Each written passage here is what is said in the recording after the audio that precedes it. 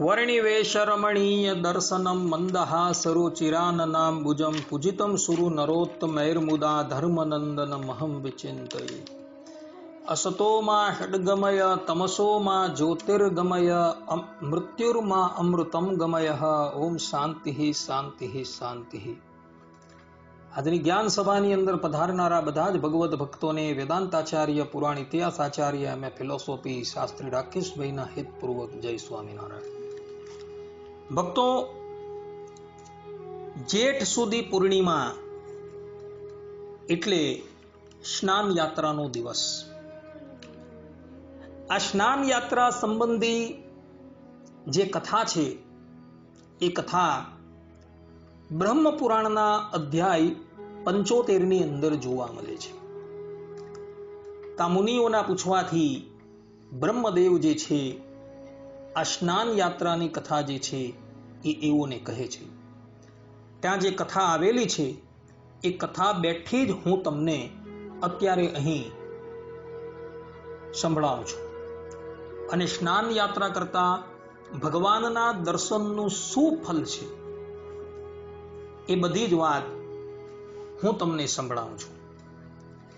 મુનિઓ બોલ્યા, હે બ્રહ્માજી, ભગવાન શ્રી કૃષ્ણનું સ્નાન કયા સમયે અને કઈ વિધિથી થાય છે એ વિધિઓમાં શ્રેષ્ઠ અમોને તે શ્રેષ્ઠ વિધિ જે છે એ કહી સંભળાવો। બ્રહ્માજી મુનિઓની વાત સાંભળી બોલ્યા, હે મુનિઓ, શ્રી કૃષ્ણ, બલરામ અને સુભદ્રાનું સ્નાન પુણ્યમય અને પાપોને નાશ કરનારું છે। અમો તમોને તેની વિધિ આદિનું વર્ણન કરીએ છીએ। હે મુનિઓ, પૃથ્વી પર જે તીર્થો, નદીઓ, સરોવરો, પુષ્કરણી, તળાવ, વાવ, કૂપ, હ્રદ અને સમુદ્ર છે તે બધા જ્યેષ્ઠ શુક્લ પક્ષની 10મી થી લઈ પૂર્ણિમા પર્યંત એક સપ્તાહ પ્રત્યક્ષ રૂપથી પુરુષોત્તમ તીર્થ એવા જગન્નાથપુરીમાં જઈને નિવાસ કરે છે। આ હંમેશના માટેનો નિયમ જે છે એ કરવામાં આવેલો છે। એટલે માટે આ સમય દરમિયાન પુરુષોત્તમ પુરીમાં સ્નાન, દાન, દેવ દર્શન આદિ જે પણ કંઈક પુણ્ય કાર્ય કરવામાં આવે છે તે અક્ષય થઈ જાય છે। હે મુનિઓ, જ્યેષ્ઠ માસની પૂર્ણિમાએ જ્યેષ્ઠા નક્ષત્ર આવતા જગન્નાથપુરીમાં દરેક સમયે શ્રીહરિને સ્નાન કરાવવામાં આવે છે। જગન્નાથપુરીના મંદિરમાં એક સ્થાન પર એક કૂપ છે, અર્થાત કે કૂવો છે, જે કૂવો સર્વ તીર્થમય છે। જે કૂપ અત્યંત નિર્મલ અને પવિત્ર મનાયો છે। જ્યેષ્ઠ શુક્લ પૂર્ણિમાના દિવસે તે કૂપમાં ભગવતી ગંગા પ્રત્યક્ષ રૂપથી પ્રગટ થાય છે। અતઃ જ્યેષ્ઠ માસની પૂર્ણિમાના દિવસે સુવર્ણમય કલશોથી શ્રી કૃષ્ણ ભગવાન, બલરામ અને સુભદ્રાજીને સ્નાન કરાવવા માટે તે કૂપમાંથી જલ કાઢવામાં આવે છે। તેને માટે એક સુંદર મંચ બનાવી તેને પતાકા આદિથી અલંકૃત કરાય છે। તે સુદૃઢ અને સુખપૂર્વક ચાલવા યોગ્ય હોય વસ્ત્ર અને પુષ્પોથી તેને સજાવવામાં આવે છે। તે ખૂબ વિસ્તૃત હોય તેને ધૂપથી સુવાસિત કરવામાં આવે છે। તેના પર શ્રી કૃષ્ણ અને બળદેવજીને સ્નાન કરવા માટે શ્વેત વસ્ત્ર બિરાજમાન કરવામાં આવે છે। તેને સજાવવા માટે મોતીઓના હાર લટકાવવામાં આવે છે। વિવિધ પ્રકારના વાદ્યોની ધ્વનિ થતી રહે છે। તે મંચ ઉપર એક તરફ ભગવાન શ્રી કૃષ્ણ અને બીજી બાજુ ભગવાન બલભદ્ર બિરાજમાન રહે છે। મધ્યમાં સુભદ્રા દેવીને પધરાવી જય જયકાર અને મંગલ ઘોષની સાથે સ્નાન કરાવવામાં આવે છે. તે સમયે બ્રાહ્મણ, ક્ષત્રિય, વૈશ્ય, શૂદ્ર તથા અન્ય જાતિના લાખો સ્ત્રી પુરુષ તેઓને ઘેરીને રહે છે.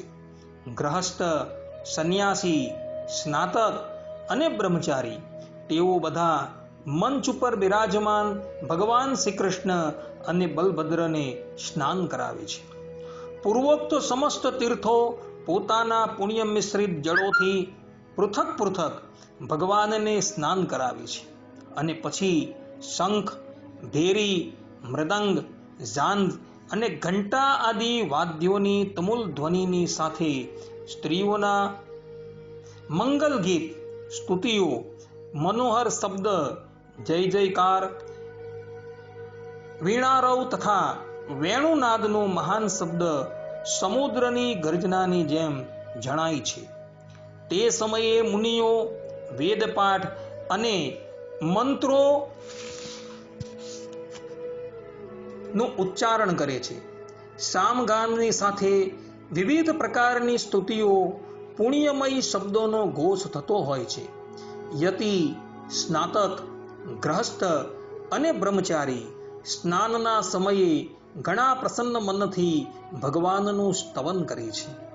શ્રી કૃષ્ણ અને બલભદ્ર ઉપર રત્ન દંડ વિભૂષિત ચામર ડોલાવવામાં આવે છે. ભગવાનને આ પ્રસંગે સ્નાન કરાવતા હોય ત્યારે આકાશમાં યક્ષ, વિદ્યાધર, સિદ્ધ, કિન્નર, અપ્સરાઓ, દેવ, ગંધર્વ, ચારણ, આદિત્ય, વસુ, રુદ્ર, શાધ્ય, વિશ્વદેવ, મરુદગણ, લોકપાલ તથા અન્ય લોકો પણ ભગવાન પુરુષોત્તમની સ્તુતિ કરતા હોય છે. હે દેવેશ્વર, પુરાણ પુરુષોત્તમ, તમોને નમસ્કાર છે. જગતપાલક ભગવાન જગન્નાથ, તમો સમસ્ત સૃષ્ટિની ઉત્પત્તિ, સ્થિતિ ને સંહાર કરનારા છો. જે ત્રિભુવનને ધારણ કરવા વાળા બ્રાહ્મણ ભક્ત, મોક્ષના કારણભૂત અને સમસ્ત મનોવાંછિત ફલોના દાતા છે, તે ભગવાનને અમો પ્રણામ કરીએ છીએ.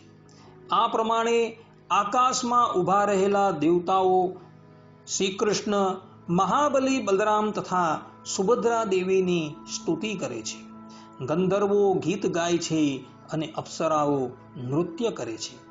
દેવતાઓના વાદ્યો વાગે છે અને શીતલ વાયુ જે છે એ વહે છે.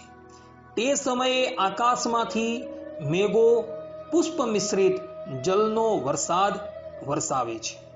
હે મુનિઓ, સિદ્ધો અને ચારણો જય જયકાર કરે છે.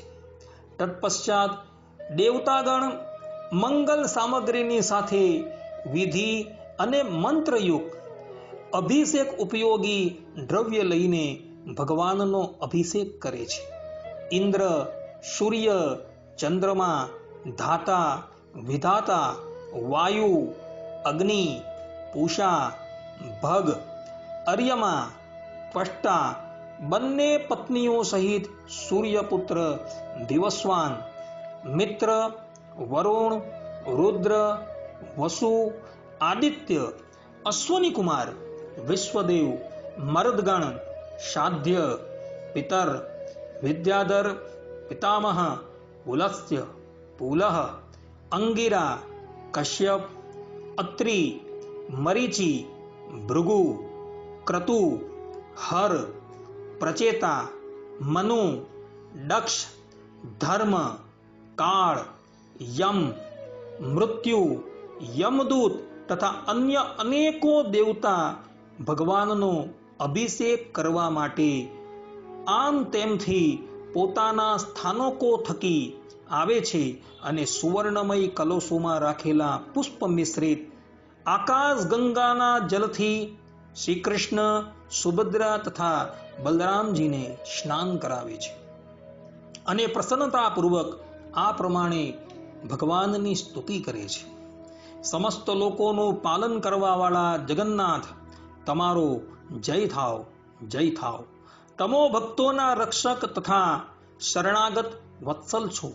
સમસ્ત ભૂતોમાં વ્યાપ્ત આદિદેવ તમારો જય થાવ. સમસ્ત જગતમાં વસીને રહ્યા હોવાથી વાસુદેવ તમો અસુરોનો સંહાર કરવા વાળા દિવ્ય મત્સ્ય સ્વરૂપ ને ધારણ કરનારા છો. સમસ્ત દેવતાઓમાં શ્રેષ્ઠ તથા સમુદ્રમાં શયન કરનારા છો. યોગીવર તમારો જય થાવ, જય થાવ. સૂર્ય તમારા નેત્ર છે તથા આપ દેવતાઓના રાજા છો. વેદોમાં આપને જ સર્વશ્રેષ્ઠ બતાવેલા છે. તમોએ જ કચ્છપ અવતાર ધારણ કરેલો હતો. આપ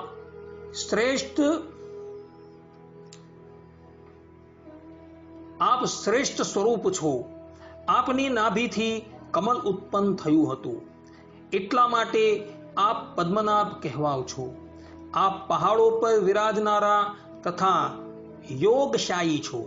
તમારો જય હો, જય હો. મહાન વેગને ધારણ કરવા વાળા વિશ્વમૂર્તે ચક્રધર, ભૂતનાથ, ધરણીધર, શેષશાયીન તમારો જય હો, જય હો. આ પિતાંબરધારી, ચંદ્રમા સમાન કાંતિવાળા, યોગમાં વાસ કરવા વાળા, અગ્નિમુખ, ધર્મના આવાસ સ્થાન, ગુણોના ભંડાર, લક્ષ્મીના નિવાસ સ્થાન, ગરુડ વાહન છો. તમારો જય હો, જય હો. આપ આનંદ નિકેતન, ધર્મધ્વજ, પૃથ્વીના આશ્રય સ્થાન અને દુર્બોધ ચરિત્રવાળા છો. યોગી પુરુષ જ તમોને જાણી શકે છે. આપ યજ્ઞોમાં નિવાસ કરવાવાળા તથા વેદોથી વેદ્ય છો. શાંતિ પ્રદાન કરવાવાળા અને યોગીઓના ધ્યેય છો. તમારું જય થાવ, જય થાવ. તમો જ બધાનું પાલન પોષણ કરનારા છો. જ્ઞાન એ આપનું સ્વરૂપ છે. તમો લક્ષ્મીના નિધિ છો. ભાવ ભક્તિથી જ તમારું જ્ઞાન થવું એ સંભવ છે. મુક્તિ તમારા હસ્તમાં છે. તમારું શરીર નિર્મલ છે. તમો સત્વગુણના અધિષ્ઠાન, સમસ્ત ગુણોની ખાણરૂપ અર્થાત સમસ્ત ગુણોથી સમૃદ્ધ, યજ્ઞ કરતા, નિર્ગુણ તથા મોક્ષ પ્રદાન કરવાવાળા છો. ભૂમંડલને શરણ આપવાવાળા પરમેશ્વર આપનો જય થાવ, જય થાવ.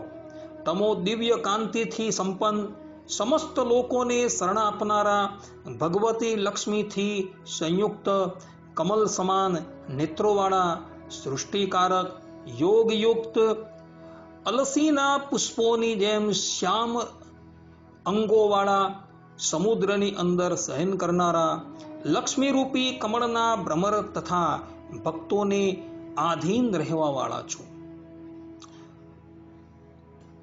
લોકકાંત તમારો જય થાવ, જય થાવ. તમો પરમ શાંત, પરમ સારભૂત, ચક્ર ધારણ કરનારા, સર્પોની સાથે રહેવાવાળા, નીલ વસ્ત્રધારી, શાંતિકારક, મોક્ષદાયક તથા સમસ્ત પાપોને દૂર કરનારા છો. તમારો જય થાવ, જય થાવ. બલરામજીના કનિષ્ઠ ભ્રાતા તમારો જય થાવ, જય થાવ. પદ્મપત્ર સમાન નેત્રોવાળા તથા ઈચ્છા અનુસાર ફલ આપનારા પ્રભુ આપનો જય થાવ, જય થાવ. ચક્ર અને ગદા ધારણ કરવાવાળા નારાયણ તમારું વક્ષસ્થલ વનમાળાથી આચ્છાદિત છે. તમારો જય થાવ, જય થાવ. લક્ષ્મીકાંત વિષ્ણુ તમોને નમસ્કાર, આપનો જય થાવ, જય થાવ. આ પ્રમાણે શ્રી કૃષ્ણ, બલરામ અને સુભદ્રાનું સ્તવન, દર્શન અને વંદન કરી દેવતાઓ પોતપોતાના સ્થાને જતા રહે છે. તે સમયે જે મનુષ્ય મંચ પર બિરાજમાન પુરુષોત્તમ શ્રી કૃષ્ણ, બલભદ્ર અને સુભદ્રાના દર્શન કરે છે તે અવિનાશી પદને પ્રાપ્ત કરે છે, અર્થાત કે ભગવાનના ધામની અંદર જાય છે. સહસ્ર ગોદાન, વિધિવત ભૂમિદાન, અર્ઘ્ય અને આતિથ્યપૂર્વક ચાંદ્રાયણ વ્રતના અનુષ્ઠાન તથા શાસ્ત્રોક્ત વિધિથી 1 માસ સુધી ઉપવાસ કરવાથી જે ફલ પ્રાપ્ત થાય છે તે જ ફલ મંચ પર બિરાજમાન શ્રી કૃષ્ણના દર્શન કરનારાને પ્રાપ્ત થાય છે. અથવા વધુ કહેવાતી શિવ સંપૂર્ણ તીર્થોમાં વ્રત અને દાનનું જે ફલ બતાવવામાં આવેલું છે તે ફલ મંચ પર શ્રી કૃષ્ણ, સુભદ્રા અને બળદેવજીના દર્શન કરવા માત્રથી પ્રાપ્ત થાય છે. અત સ્ત્રી હોય કે પુરુષ બધાએ જ તે સમયે પુરુષોત્તમના દર્શન કરવા જોઈએ, જેથી બધા તીર્થોમાં સ્નાન આદિ કર્યાનું ફલ પ્રાપ્ત થાય. ભગવાને સ્નાન કરેલા શેષ જલને પોતાના શરીર પર છાંટવું જોઈએ, જે છાંટવાથી પુત્રની ઈચ્છા કરનારી સ્ત્રીને પુત્રની પ્રાપ્તિ થાય છે. સુખ ઈચ્છનારી સ્ત્રીને સૌભાગ્ય મળે છે. રોગાર્થ જે હોય છે તે રોગથી મુક્ત થઈ જાય છે. રોગાર્થ નારી કે રોગાર્થી પુરુષ એ બંને જણા પરમાત્માએ સ્નાન કરેલું જલ પોતાના અંગની ઉપર છાંટવાથી એ રોગથી મુક્ત થઈ જાય છે.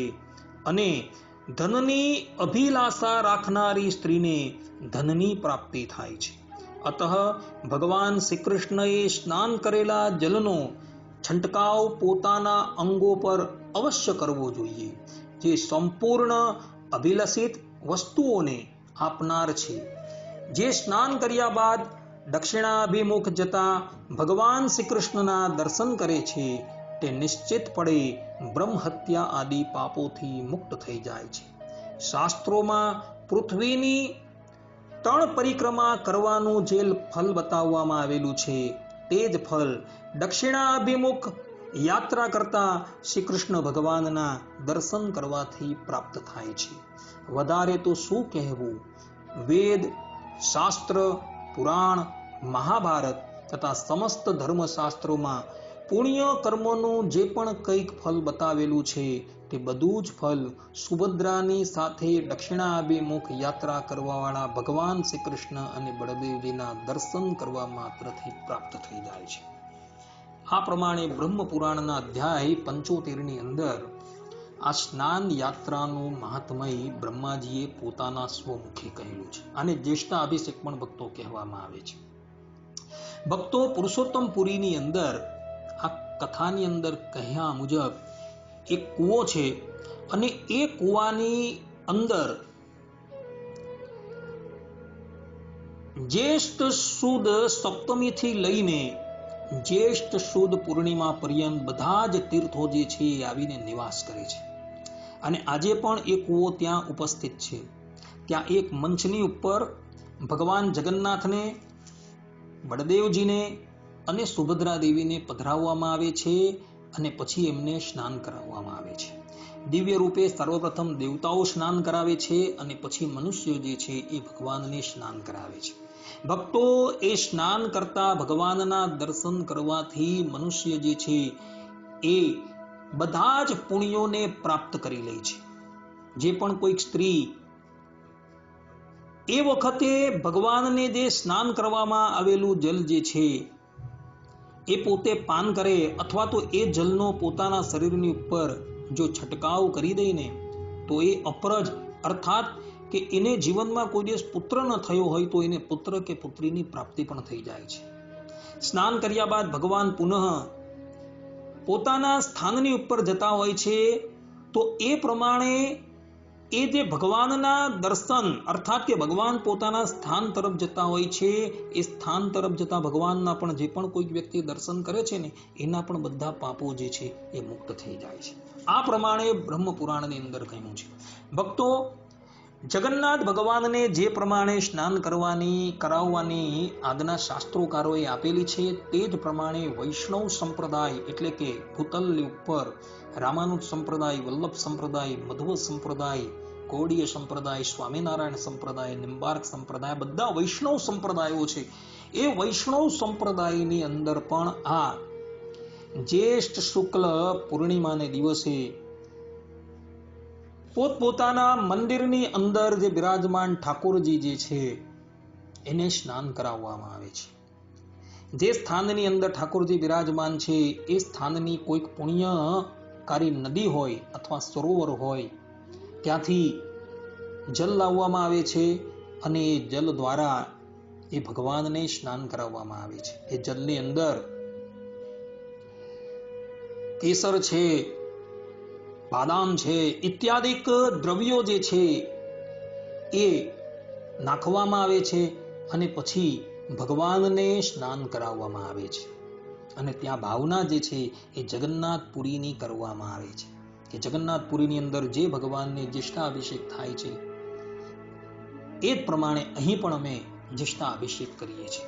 આ પ્રથા જે છે એ દરેક વૈષ્ણવ સંપ્રદાયની અંદર જોવા મળે છે. ભગવાન સ્વામિનારાયણે પણ પોતાના સંપ્રદાયની અંદર અર્થાત કે આ સ્વામિનારાયણ સંપ્રદાયની અંદર જ્યેષ્ઠા અભિષેક કરવાની આજ્ઞા જે છે એ આપેલી છે. સત્સંગી જીવનના ચતુર્થ પ્રકરણના 61મા અધ્યાયના 8 થી 12 શ્લોકની અંદર ભગવાન સ્વામિનારાયણ પોતાના સમસ્ત આશ્રિતોને આજ્ઞા કરતા કહે છે કે જ્યેષ્ઠ માસમાં શુક્લ પક્ષમાં જે દિને જ્યેષ્ઠા નક્ષત્ર સૂર્યોદય કાળ વ્યાપ્ત હોય તે દિને મહાઅભિષેક વિધિથી ભગવાનને સ્નાન કરાવવું.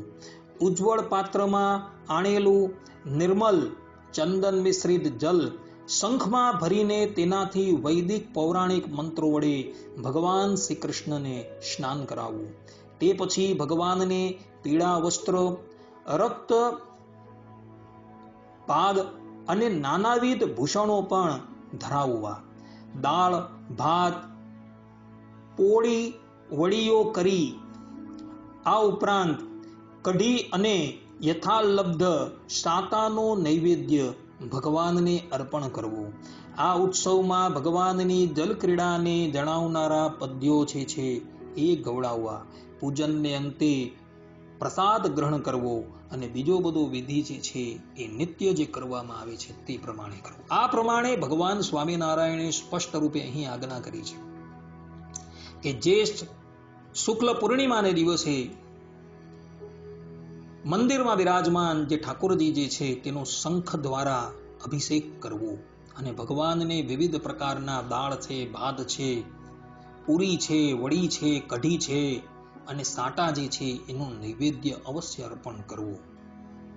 આ પ્રમાણે ભગવાન સ્વામિનારાયણે જ્યેષ્ઠા અભિષેક કરવાની આજ્ઞા કરી છે. ભક્તો, આ જ્યેષ્ઠા અભિષેક જે છે અર્થાત કે જ્યેષ્ઠ શુક્લ પૂર્ણિમાને દિવસે જે ભગવાનનો અભિષેક કરવામાં આવે છે તે પછી ચંદનના વસ્ત્રો જે છે એ બંધ કરવામાં આવે છે. જે ચંદનના વસ્ત્રો અર્પણ કરવાનો પ્રારંભ જે છે એ વૈશાખ શુક્લ તૃતીયા એટલે કે અક્ષત તૃતીયા પરશુરામ જયંતિના દિવસથી કરવામાં આવેલો હોય છે અને આ જેઠ શુક્લ પૂર્ણિમાને દિવસે ઠાકોરજીને સ્નાન કરાવી ત્યાર પછી ભગવાનને ચંદનના વસ્ત્રો જે છે એ અર્પણ કરવામાં નથી આવતા. કારણ કે ઉનાળાનો અંતિમ દિવસ જે છે એ જેઠ શુક્લ પૂર્ણિમા છે અને ત્યારબાદ વર્ષા ઋતુની શરૂઆત થાય છે અને વર્ષા ઋતુની અંદર થોડી ઠંડી પડતી હોવાથી ભગવાનને ચંદનના વસ્ત્રો જે છે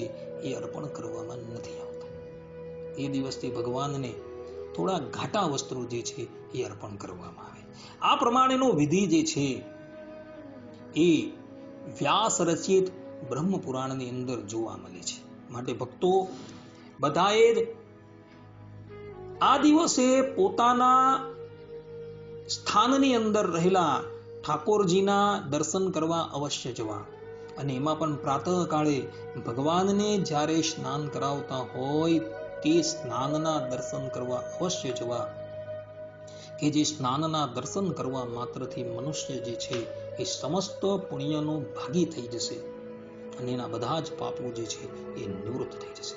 આ પ્રમાણે જ્યેષ્ઠા અભિષેકની કથા શાસ્ત્રોની અંદર જોવા મળે છે. અહીંયા પ્રવચનને વિરામ આપીએ છીએ. સર્વે સંતુ નિરામયઃ, સર્વે સુખીનો ભવંતુ, સર્વે ભદ્રાણી પશ્યંતુ, મા કશ્ચિદ દુઃખ ભાગ ભવેત. અસ્તુ. જય સ્વામિનારાયણ.